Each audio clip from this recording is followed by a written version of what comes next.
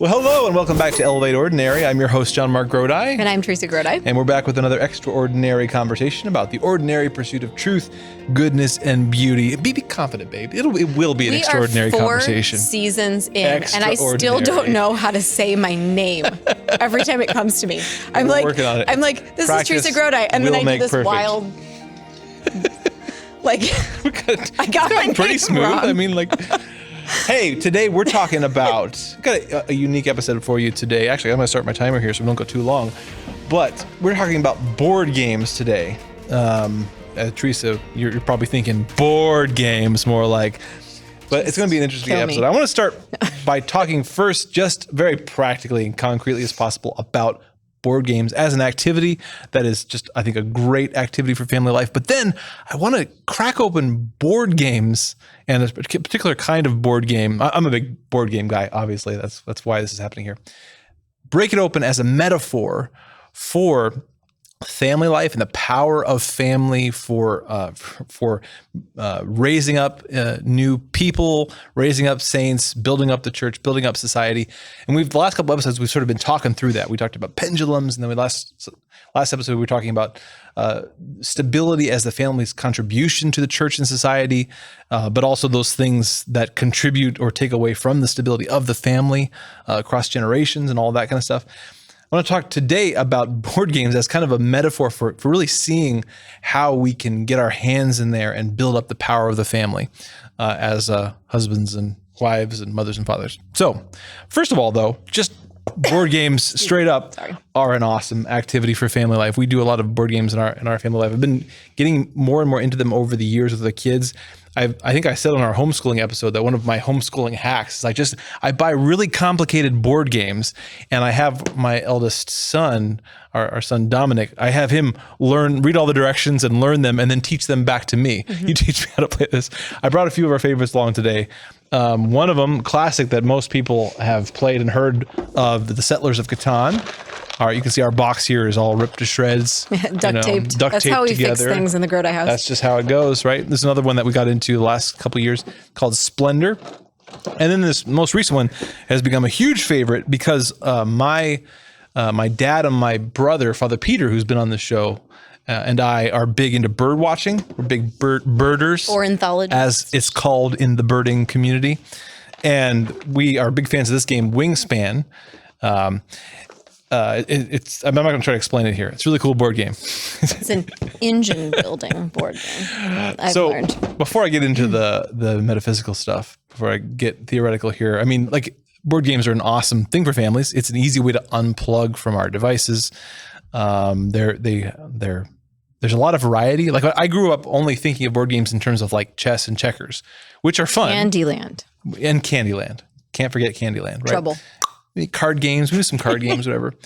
And I also had this one friend when I was growing up whose dad had these kind of the other extreme of board games, which were these kind that took a day and a half to set up on the whole kitchen table. And then you couldn't use the kitchen table for 2 more weeks because that's how long it took to actually play the game. So those were the 2 extremes of board games that I had in my mind. But I've discovered as I've gotten older and gotten into them in our family that there's this whole middle realm of kind of like a good, like half an hour long, maybe an hour and a half long board games. And once you get them, there's just such a variety of kinds and genres of board game, different strategies and play styles. They are really cool. Much more enjoyable than when I was a kid. Yeah, because it was kind of like Monopoly. Yeah, you get Monopoly, Trouble, I hate it. Candyland, and basically you either think they're stupid or you just want to kill somebody for suggesting that we play Monopoly. I feel like at youth Monopoly group. is this weird like psyop by somebody to try to like turn everyone off to board games because you have a bad game of Monopoly and you're like, worked. I never want to play a board game with you again. No kidding. Anyway, I would highly recommend, again, I got a few here. I'll put a few more of my favorite board games in the description, some links to some of our favorites. But I wanted to think about board games today as actually a metaphor for 2 things, for virtue and for family culture. So there's a genre of board games. Wingspan would be an example of this genre. They're called, you'd say, an engine building game is what they're called. And basically, I'm going to have some gamers out there who are going to correct me on the exact definition of this. But basically, one of the things that happens over the course of this game is your particular set of birds. There's a lot of ways to win the game. There's a lot of ways to accumulate points, a lot of paths to victory. But part of the fun of the game is that you are selecting, your cards and your eggs and your birds and your different combination of things, because you're building an engine that over the rounds of the game will accumulate points. Okay. And what's fun about it is that it's different every time. Like your particular strategy, the way that you want to set up your engine to try to accumulate more points than the other players who play, it's always unique, but you build up the parts of the engine that then carry you through to victory, right? Mm-hmm. And I was thinking about this a few weeks ago while we were preparing for some of these, and I was and actually building on some of the conversations we've had recently, particularly that last episode about stability and the family and the power of the family, and whether or not we're contracepting the power that's come to us through the generations through family, and whether we're further rooting it and building on it and passing it onward to or not. And I was thinking about engine building board games as sort of a metaphor for that. And so a couple things there. First of all, well, I guess I better pull out my notes for this part. So,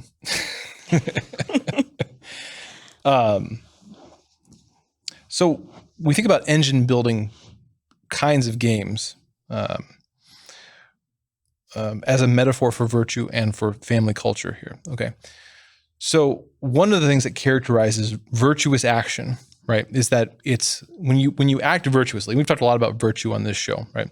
So when I do something that is good, that is right, prudent, just, courageous, temperate, I act rightly. What's amazing about that action, about a virtuous action, is both that it's right in its singularity. That action, that act is a good act, right? I did the right thing, and I'm glad I did that. Okay. But a virtuous action is not just that action, but it changes who you are. Mm-hmm. You become who you are by virtue of what you do. And so virtues are not just acts, but habits of soul, right? They become part of your character. I actually think, when we hear in the New Testament Christ talk a lot about treasure in heaven, right? Well, what's treasure in heaven? I think there's a few things that's referring to, but I think actually one of them, and perhaps the most practical meaning of treasure in heaven is virtue. In other words, who you are becoming and who you are now based on your cooperation with God's grace, allowing him to transform you. You got one foot in heaven because you are who you'll be forever. Right? It's almost like it makes your cup bigger. Right. Like your cup of like your full cup, and having the full and overflowing cup, it just like makes your cup bigger virtue. Yeah. Every step that you take along that path, it's all cooperating with God, allowing him to transform you, allowing you to change you to be like him. Again, that's treasure that no one can take away from you. You can let go of, but it's yours. It's who you are. That's God's greatest gift to you is not giving you stuff, but transforming you, healing you, making you into someone who can come before him in heaven and be with him and be with other people forever. So the point there, though, is that a virtuous action is not just an action. It contributes to the engine of your soul, right? Mm-hmm. Who you are.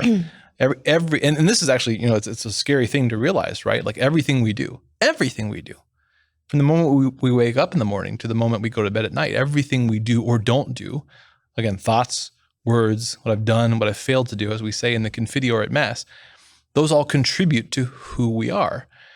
And when we struggle in the moment to do what is right, we remember to our chagrin that, I've been practicing the opposite of virtue constantly throughout my life, right? When I struggle to be courageous, I remember all the times that I didn't choose to act courageously, and now that's put me on a path. And so obviously vice is the opposite of virtue.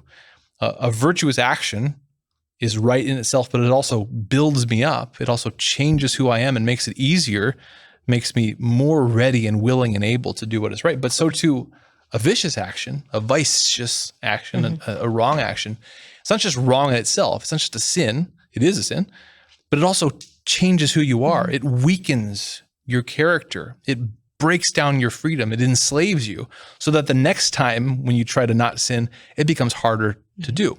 So on this most basic level, the idea of, in a certain sense, you think of yourself as this engine, your soul is this engine, right? And the choices that you make, they change who you are, such that you are a person who's naturally disposed to continue walking with God and growing and building up treasure in heaven. So engine building in board game land. Yes, board game land. Is kind of like creating situations for passive income, right? So the decisions you make in early, just so that we're clear on what we mean by engine building, like the decisions you make at the beginning of the board game. Board game, yeah. What you choose to spend your effort on then creates situations of like snowballing passive income that ultimately like add your points up in the end. And so if it's a game that the person wins who gets the most points, I guess Monopoly is like this, right? You're putting a game that everybody knows, like you're putting things on the board. You're working hard and spending all your money to put things on the board, but then eventually, like every time somebody lands on that thing, like you get more and more and more money. So that's what engine building is. But we're talking about engine building of the soul, right? That you are the ultimate engine building engine of the family. Yeah. And this is actually, before we get into the family, like one more point here. We've talked a lot in last episode and previous episodes about New Polity, our buddies over at New Polity, Mark Barnes, Jacob Imam and company. One of the broad distinctions that they talk about is how the world focuses on systems and institutions and technology and engines, these external means through which to fix society, right? If we just get the right financial system, if we just get the right government or the right amount of government regulation or the right catechetical program in our parish, then we'll be able to fix everything. And one of the points that they make is that the Christian answer to that is always no. There's no amount of external structure that can take the place of virtue, that is, of individuals fully converted to Jesus Christ and allowing him to transform and change them. In other words, there's no engine out there that can take the place of you being transformed in Christ. You can't rely on the perfect system and continuously be putting vicious people into that system and say, oh, the system is popping out amazing, like we're getting amazing results. Yeah, you can have you're always going to have imperfect systems, right? Whether it's government or school or church or, the structures that we put together are always going to be imperfect.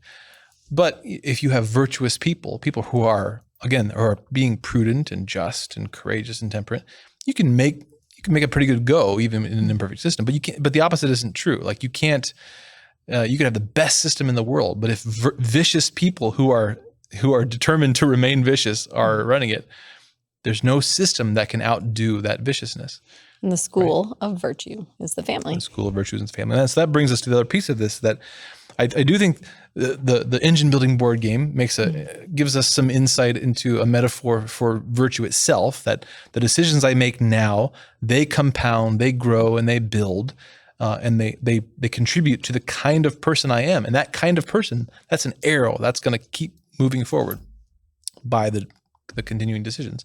But I think it gives us a particular potent metaphor when thinking about family life and the power of family life, right? It's very easy, as we talked about in the last episode, to think about the individual decisions and actions of day-to-day life, the ordinary actions that this show is here to discuss in family life, as being singularly unimportant. Like they're just like, you got to get through them, right? You got to raise the kids, you got to do the school, and you got to do the cleaning and all these kinds of things.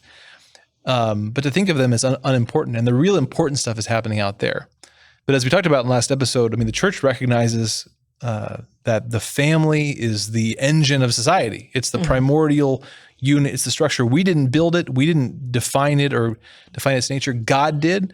And when we cooperate that, as the family goes, so goes society. And I think that the engine building board game gives us an interesting metaphor for like recapturing our power, our immense power as husbands and wives and fathers and mothers in building up the family, both to do the primary mission of the family, which is the care of those individuals, but also in the building up of society. I think all those little actions, we can easily forget that it's not just this particular action, but it's what this is building the family into. What engine is the family being built into by my actions today and tomorrow and the next day? that will have repercussions, that will have effects and ripples for years and years to come, perhaps generations to come. Okay, I'm a list person. Okay. Number one. Okay. Number one, engine building action. Yes. Work on your marriage. Yeah. Right? Our communication, our love, making time for dates. Mm-hmm.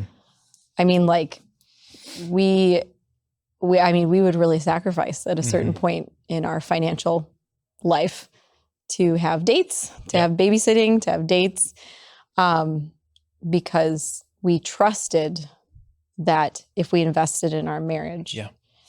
And now look, and now we have a podcast. And so our marriage is perfect. You too can. No, that's an absolutely, that is the place to start with this, because sorry. It really is important, because there are so many other aspects of family life that even, at our best moments when we're trying to get practical and dig in family life, take it seriously, build it up, that we can focus on other things other than the marriage, perhaps because that's the most difficult part. It's the most heart-wrenching. It involves the most maybe vulnerability, death to self. Yeah. But without that, there's no trickle down of grace. There's a real obstacle to grace there. Your parenting is going to falter to the degree that your marriage, that you're not together as a team in your marriage. And so the foundation of the engine that is the family is always the marriage. And that's not a constant. Yeah. We're working on our relationship almost every hour of every day. Usually on the way to this podcast, we're like, oh man. I know. Those are like the worst days. They're like, crap, we had a bad day today. We haven't been talking enough. Yeah. Oh boy. Yeah. Yeah. No, that's absolutely the first one, is that, that we, again, there's so many little pieces to that. I mean, we had a previous episode, or maybe it was one that never actually got recorded, but thinking about how, like, little acts of courtesy. Okay, let's talk about being polite, table manners, acknowledging someone when they come in the room, looking them in the eyes. All these little acts of courtesy that we tend to think as unimportant, they are the ways that we practice the presence of another person, right? We talk about in the spiritual life, the practice of the presence of God, Brother Lawrence. Courtesy, and sometimes we forget courtesy when it comes to the people who are closest to us.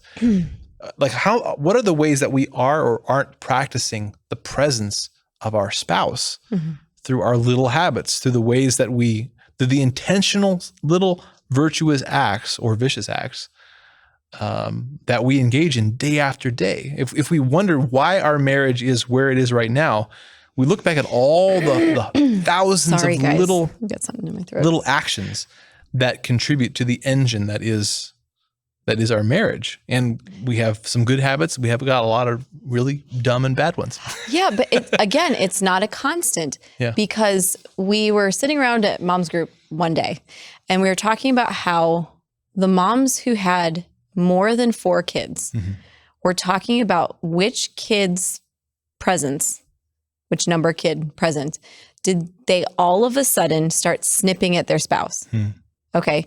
And I'm talking about the most stable marriage ladies in our group. Okay. We're all saying, like, yeah, I would have never dreamed of speaking to my husband the way that I speak to him now. Yeah. And because we were just baffling at it. We were just like, I just thought I was being a jerk, or I just thought, and maybe we are. Okay. But it's interesting, because I almost wonder if sometimes the non-free niceties, okay, so the non-free will niceties, the ones where you feel like you still have to keep your spouse. You still have to keep your spouse's attention. You have to keep them from leaving you. You have to, at some point you get past those and you're not afraid. Now, I'm not saying it's right to snip at your spouse or to be rude or to get rid of the courtesies, but I think that there's something that occurs in which you then have to make free action, the free will action to reverence your spouse again, or to be kind to your spouse again. Kind of like with your parents. You get to the point where with your parents, you realize you're the worst person in the world around your parents, but they're never leaving you. Unless you have a really horrific relationship with your parent that makes you feel like you always have to be on eggshells around them. Like, you're going to treat them the worst because they're never leaving you. So you have to intentionally do good things that come from your free will to honor them. Yeah. Do you know what I mean? Yeah. Like, and so what I'm saying is like, it's not a constant. Like, we got to this point in our marriage where I really believe, like, I knew you weren't going to leave me. You weren't going to use pornography. You weren't going to go to another woman. Like, there wasn't a reason to be walking around in some part of my life on eggshells. You've seen me give birth X number of times and in the worst, postpartum or depression. And like, so there wasn't anything anymore where I felt like I had to keep you. And then do you see what I'm saying? Yeah. But it's not unhopeful. Right. Because now I can choose to be kind to you. Whereas before it wasn't a free choice necessarily. It was a fear. It was a fear choice. Chesterton has a great episode, a great chapter about this in the book, What's Wrong with the World? Which I don't have the quotes in front of me now, but he talks about, this is one of the amazing things about marriage and about family, is that when you bind yourself to another person for life, right? Then you create this safe space, right? Where you can allow, the worst parts of you are going to come out eventually. And you're either going to persist in that bond, and be purified or not. I mean, you're married regardless. I mean, but like, if you persist in that, that stuff's going to come out and it's going to get refined. It's going to get purified. In some sense, I mean, the family, the marriage is the ultimate engine for building saints, because you bind yourself together with other people, and then you receive new people, because God brings kids into the marriage, and you didn't determine them. You didn't pick their personalities. They're just given to you by God. And then you've just got this choice. I'm going to keep going. I'm going to keep letting this refine me and build me up and bring out my worst qualities that I have to repent of and I have to practice the opposite of.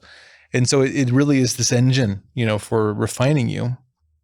But then again, as we were talking about here, I guess, again, to close out our first bullet point, I mean, marriage, if you're thinking about the family as this engine that you're building, both, for building up your children and taking care of your extended family, but also building up your community in the world, which is the vocation of this family. The marriage is the heart of that, and it has to be the foundation that there's like no better investment you can make into your family than into your marriage, right? Yeah. There's no wasted time there, and it has to be prioritized, right? You have to make sure that foundation is laid. And if there's repair that needs there, like, that's always the highest priority. We took a long break from recording. Because, not from marriage, from recording. From recording, because we realized after this last baby that we hadn't had occasions for actually going out and talking with one another. So every time we would bring up episode ideas that we had previously discussed, we'd be like fighting. Right. And it was just like, you know what? Like, we had to cancel a recording because it was just like, let's just go have a date instead. Yeah.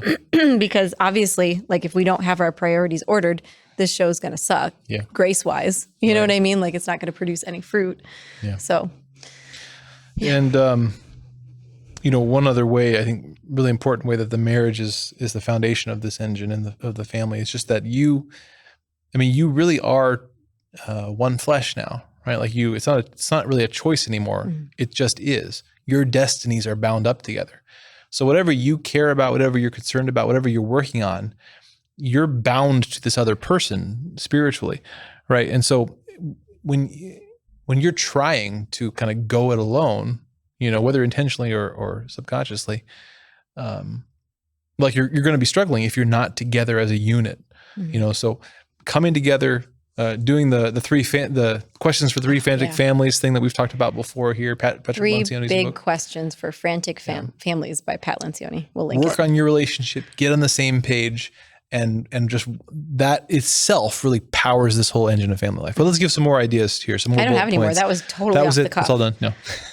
Well, and I actually was going to bring up that book because the other, I guess we could talk about church, but that's kind of like a given.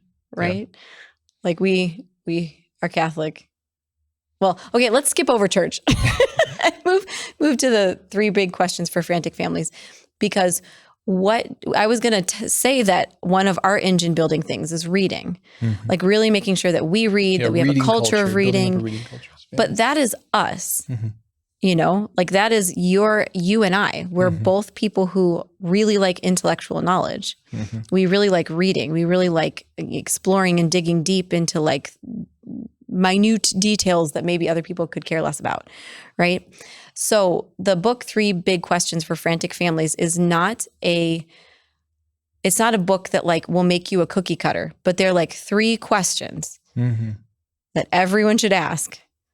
Whether you run a business, whether you're trying to look at your own spiritual life, whether you're running a parish, whatever. The dynamics of any group. Yeah. And so he kind of leads you through remembering what is important about your relationship and what makes your family unique. Because like Jen Fulweiler mentions that like they're tech people. Like her and her husband met on tech stuff. They rub elbows with people who run Silicon Valley tech companies, huge apps and like all that kind of stuff, and that's like who they are. Whereas like if we lived out in the middle of a meadow and I never saw another screen again, I would be the happiest person in the world. Yeah. Like that, the apps and technology, like that doesn't mean anything to me. And so it's like, I can't take her thing and like implement it into my life. Me and my husband, you and your wife, we have to sit down and remind ourselves what makes us unique. And actually one of the things that we always come back to is that we met and fell in love intellectually with this great, like this deep love of the theology of the body. The truth that the physical world, and particularly like our physical bodies, expresses about the nature of reality, the nature of God, the nature of the soul, the nature of love. And that even when we like get into fitness and I start to garden, like it all really comes back to the order of the body. We're trying to order our bodies correctly. I don't know. Well, it's the sacramental worldview. It's that God, the body is an afterthought. The physical world is not an afterthought. This is how God chose to create and chooses to work. And so whenever we allow ourselves, as a church to kind of begin to over spiritualize things and just think of ourselves as spirits kind of riding around in bodies and the bodies are going to go away and it's all about spiritual stuff. It's like, that's not how God made this fairy tale world that we live in. He became a person with a body and he worked with his hands and he allowed himself to die. That's what his sacrifice looked like, was through the body. So the physical world is sacramental. It's how he works through it. And when we work in this world for those purposes, these things come alive. They become part of who we are. So that sacramental worldview has always been, part of our identity as a family. But realizing that and naming it for us is really helpful when we sit down and try to prioritize what we feel like is the crisis of whatever we're going through at the time. You know what I mean? And this is really good. I hadn't thought about bringing this stuff in, but this is when you think about the engine of your family and building it up. There's two things you don't want to fall into. Number one, you don't want to think of it as just this cookie cutter copy of somebody else's family. I mean, look at holy families and look at families of saints and look at, people in your parish that you admire, but always recognize that it's never going to be a 1-to-1 ratio. Like you can learn from them, but instantiating it is always going to be a little bit different in your marriage and family. So, adapt it and apply it, but ultimately it still has to be your family. But also don't get paralyzed by the infinity of things that you could be doing, right? You have to, actually, that's one of the things that happens when you play a board game like this, right? Especially a beginner, you start out the game and you see all the things you could do, all the different ways you could get to victory, and you try to do them all at once and you get overwhelmed and paralyzed and nothing really builds. And so you lose the game. Yeah. Whereas an experienced player begins to recognize, no, here are the few ways that I really like to play this. And I'm going to double down on those. And how my mind works. Precisely. Like Father Peter sat down with us and you guys were trying to teach me this game Wingspan, which is awesome. I enjoyed it so much. And the way he was describing how he was trying to win, it was like my eyes crossed and I'm like, I'm not going to do that. You know what I'm going to do? I'm going to try to do this. But that's what made sense to my brain. Yeah. And it's very similar, I think, in how the mission each of our family is given. So in that, again, just to wrap up that, in that 3 big questions for frantic families, one of the steps there, one of the questions is just what makes your family and your marriage unique? What are the things that, again, brought you together in the first place? What gets you both excited? What kind of makes your particular family really tick? And if we're all Catholic families, then there's going to be that in common. But there are things that your personalities, your particular marriage, that are going to be unique, that'll give you some clue into some of the things that you can double down on. Because another piece of this whole engine of the family is that your family has a particular culture that sets you apart. Again, not just that you're Catholic, that should be distinct, but that, what's special about the Grodis? That's right. Like, who are we? You can tell it's Grodi.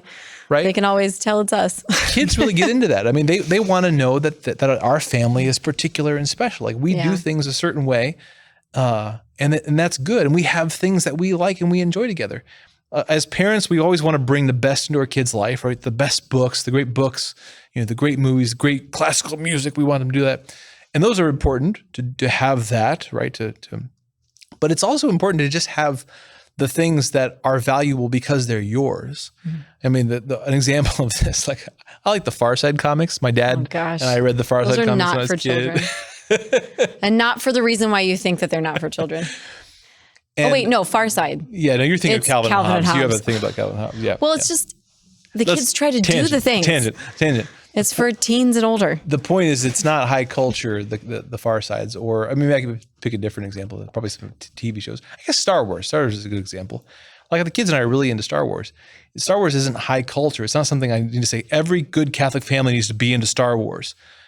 But for our family, that's a common love that we have, is this fictional universe that we read about and we watch and we play act, and that gives us something that's uniquely ours. I mean, kind of unique. I mean, everybody likes Star Wars. Most people I can like Star give Wars. people something that's uniquely ours. So finding the things that do make you unique, that your unique tastes and interests, and doubling down on those so that your family has more of a cohesive identity. That's an engine, a piece of that engine that'll carry on and help it, make it easier to build other things, build up your prayer life, build up other, traditions and routines and rituals and all that. What was your example you were going to give? Well, if a year ago, before we did American history, you would have asked our kids, what is Independence Day? They would say it's the day that we watched that Will Smith, Jeff Goldblum movie. It's when Jeff Goldblum about saved the aliens. The world from the aliens. We're doing American history this year. So they can learn the real story. That's uniquely ours. We watch ours. that movie every year because it's so good.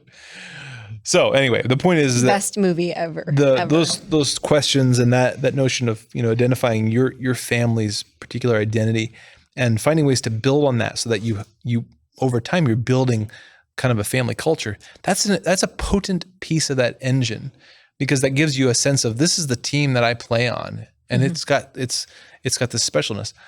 And as I said, then as you work on other parts of the engine, it becomes easier because you're doing it as part of this team, part of this particular tribe, and kids really resonate with that. I'd have to say building community, because unless you're called to be a hermit, like, you're going to live in community, even if you're an introvert. Like, right. You have to live in, like, that's how God created us. And sometimes we let community just happen. In other words, we just let the friendships happen as they happen. We just say yes to whatever activities happen at the parish, or we just, we send our kids to school and we just accept whatever that is. But remember that your community, the community that you choose for your family, is a potent part of the engine that you're building. Like, you can decide the families that you gravitate towards, you seek out.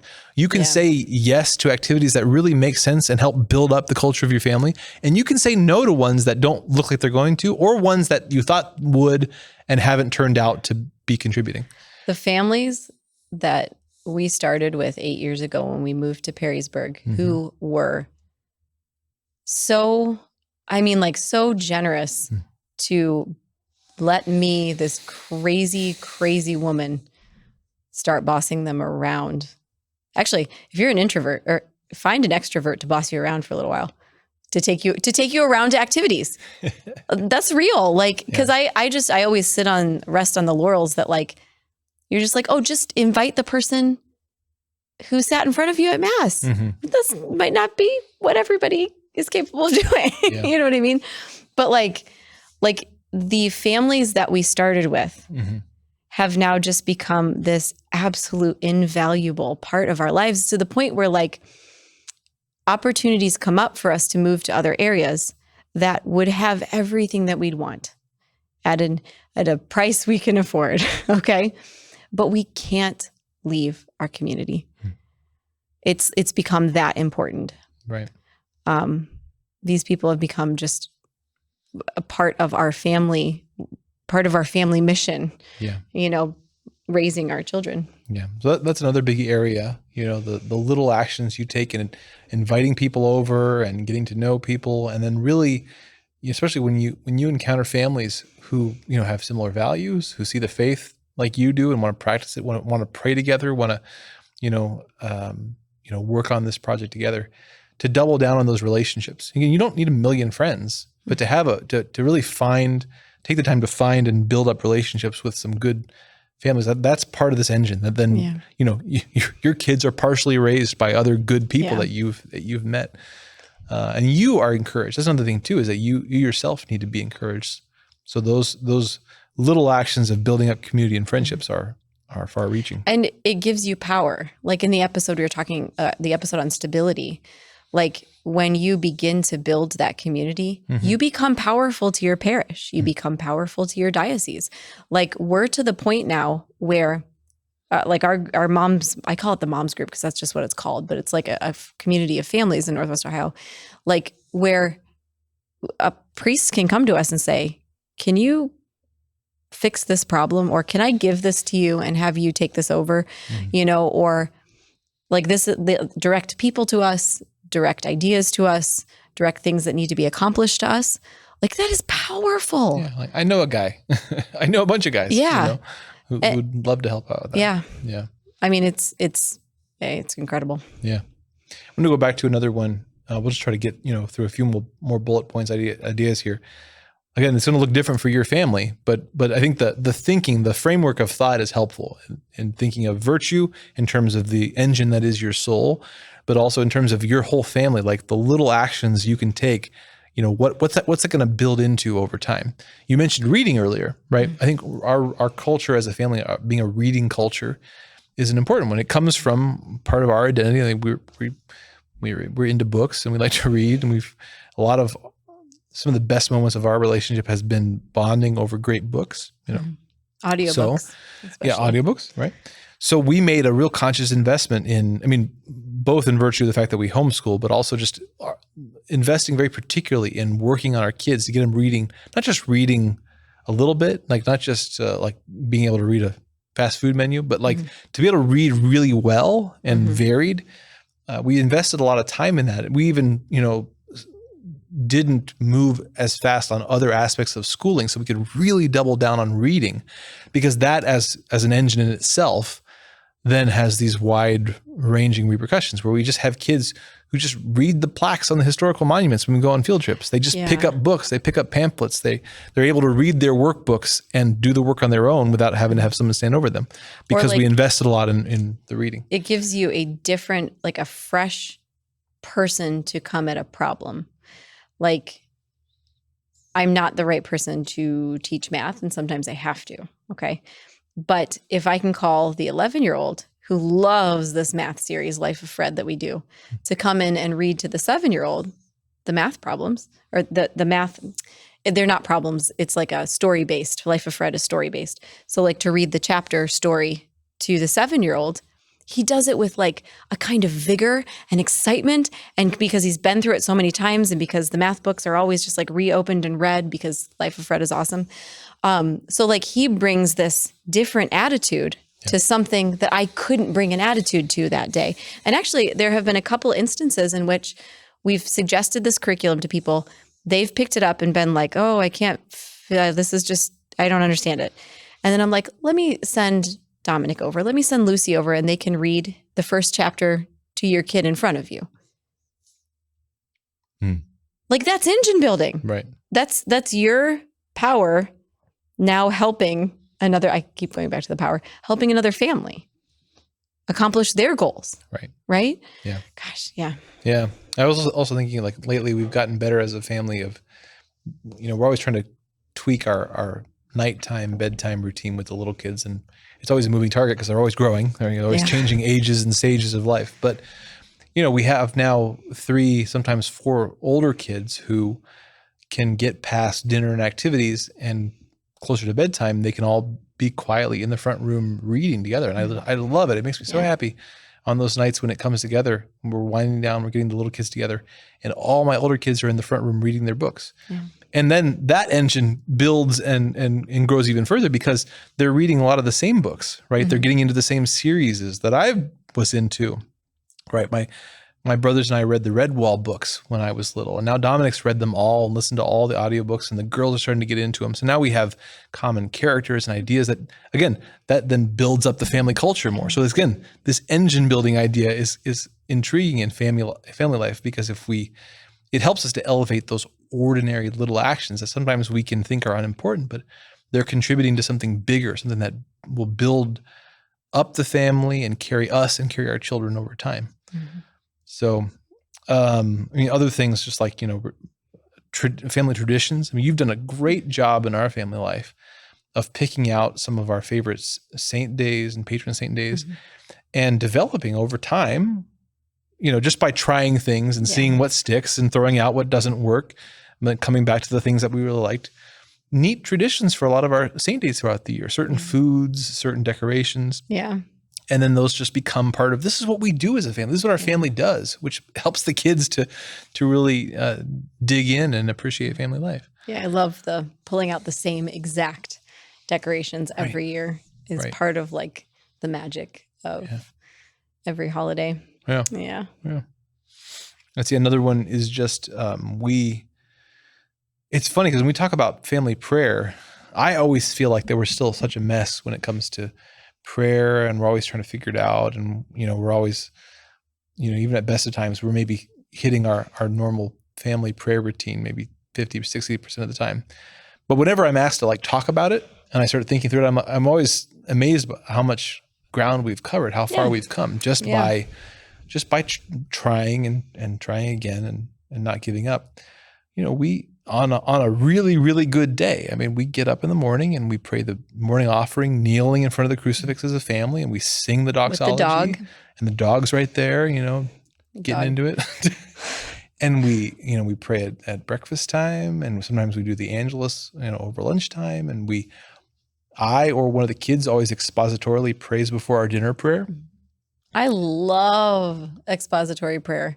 Oh, the kids they've gotten so good at it. My kids have made me love it so much. We were talking, I can't remember what episode we were talking in, but we've done a few today. Like the cycles of life, mm-hmm. where like sometimes maybe it was the pendulum episode, sometimes you're like ultra fastidious, and then you have kids and it's like you almost feel like you're liberal because your love for them makes you just love everything about them, even like the stuff that's really not orthodox, right? Had a few heresies prop up in prayer time that we've it's just like your squash. Your fatherly, motherly heart is just like open to this little child who's spouting heresy at you because at least they're thinking about these things, right? Yeah. And it's just, and I feel the same way. Like I always wanted my kids to pray from the heart, but I always kind of thought I wanted them to pray from the heart in silence. Yeah. In front of the crucifix without talking. Yeah. And then at formal prayer time, we would do all the right stuff. Mm-hmm. But now like our kids pray expositorily before prayer, and everybody does. Everybody wants to. So it's like a fight who gets to pray before mealtime. And even the little 3-year-old gets it, mm-hmm. and he's pulling out things from the day that are gorgeous. And you're just like, this is way better than any number of prayers we could have done. Well, and it gets back to, again, the unique part about this is that you're never gonna copy somebody else's engine, right? You can certainly learn from other families, learn from elder brothers and sisters in the faith, but it's never gonna be a copy. And if you were to try to just copy somebody else, you wouldn't be doing what God's calling you to do. The fruit would be bad. I promise you. Every time I do it. You may have to learn that lesson experientially. We certainly have in different ways. But with the prayer stuff, part of that is that your particular rule of life, your particular domestic liturgy has to be yours as well. So you try lots of things, and be okay with, you know what, this season of life, maybe that family rosary in the evening is just not going to work. We'll try it again down the road. For now, we're going to try something a little different. Like, be open to that. Keep trying. Just don't give up, because what will eventually emerge is your family's prayer life. And once you've established habits, once you've established traditions, you can always build on them, but it just takes persevering through and trying things out. And then again, you end up with, you end up with these engines, you end up with these traditions. The kids now will bug me about some of these family things on a day when I'm just like, I'm ready to go to bed, and they'll like, it's time for night prayer. It's time for, are we doing night prayer tonight? Can I lead it tonight? Can I lead it? 3-year-old, I'm a big kid. I want to do night prayer. The 5-year-old now has been telling me point blank, she's this very direct little twerp, and she's like, Daddy, I'm a big kid now, and I'm staying up for night prayer, because we normally put the little kids to bed. Yeah. Someone asked her the other day how old she was, and she looked at them and was like, I don't know. Like, as if, what a stupid question to ask. That's the answer. Oh boy. Well, any other parting shots and ideas for, to flesh out this metaphor as it exists in our family? I don't know. Like, find a habit you already do and stack a habit on top of that. Stack habits. Yeah. We've talked about that before, though. Yeah. No, good episode, babe. Thanks. Yeah. Well, so what's your favorite game? My favorite, I think Wingspan currently is probably one of my very, very favorites. We have another one called Mission Red Planet. Mars. Yeah, Red Planet. The kids always want to play that. The kids want to play Stratego. Is it Stratego? No. Do we have Stratego? No, what's that one where Risk? It's like the whole world? Risk. Yeah. Oh, I got the kids into Risk. The kids like to play that. That's really good. I forgot how good it's a good boy game. Yeah. So, play board games in your family. That itself is a great investment into the engine that is your family, but also, explore as you do those board games, explore that metaphor a little bit. Your soul, that's the ultimate investment, is in allowing God to transform you through your good actions into a person who is more predisposed to the good, to prudence, justice, courage, and temperance. And remember to elevate those little actions of family life. That none of them are unimportant. Every little one is an investment in the engine that is your family. The whole family culture, all the personalities working together. Every little investment is important. And so just keep building. Don't ever give up.